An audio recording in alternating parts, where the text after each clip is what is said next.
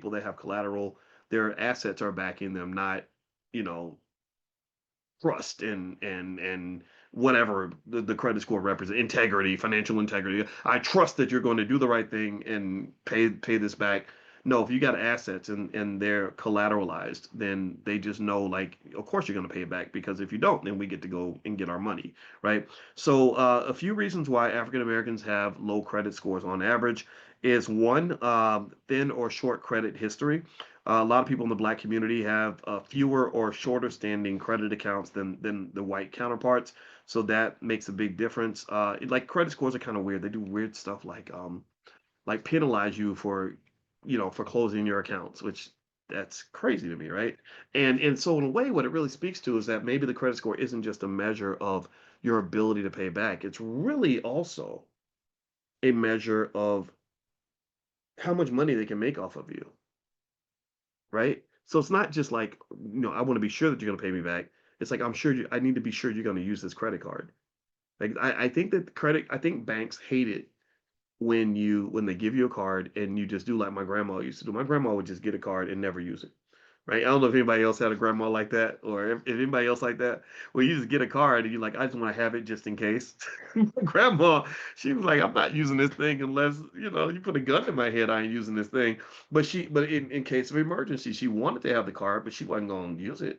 So if you gave her like these programs, these rewards programs, or this incentive, like, no interest if you pay it back in a certain amount of time or whatever. A lot of these programs are built around the assumption that once, like the drug dealer, if they give you a free sample, they're assuming you're going to come back. They're not giving a free sample because they want to just give things away for free. They're giving the free sample because they want to get you hooked, and they feel like once they suck you in, then you're going to go deeper on your own, and that's going to create a more profitable relationship. But if they knew that they were going to give you a sample and you were going to say thank you very much and then go to another drug dealer or never use the drug again, then that would probably change their behavior. So credit card companies, which are the financial drug dealers of our society, pretty much, that's, I think, what they like. They don't just want to know that you're going to pay them back. They want to know that you're going to use the card and you're going to waste money in the first place. So if you're not a person who makes a lot of financial mistakes or a person who overspends, then you're just not a good customer. And it's not because you don't have integrity. You do have integrity. You have something better than integrity, right? You have responsibility, you have discipline. They don't want disciplined people. What they want is undisciplined people that have integrity, right? Like I'm undisciplined and I know I'm going to splurge and waste my money, but when I owe you money, I'm going to pay you back no matter how much money that is. Do you see what I mean? So they got to know that you're going to give it up before they even decide if they want to hit on you. All right, so moving on. Economic instability and the wealth gap. The typical black family has far less generational wealth.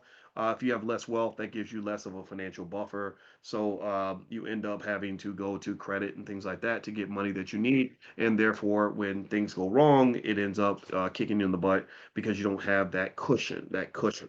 So if I'm really talking about black wealth in general, then one of the biggest things that we got to work on for this generation is getting the financial cushion. What does that look like? What does it mean to train the kids to have the financial cushion? The financial cushion should be the top priority. Because it's very risky to be paycheck to paycheck or whatever in this kind of society. Let's see, number three, high debt burdens.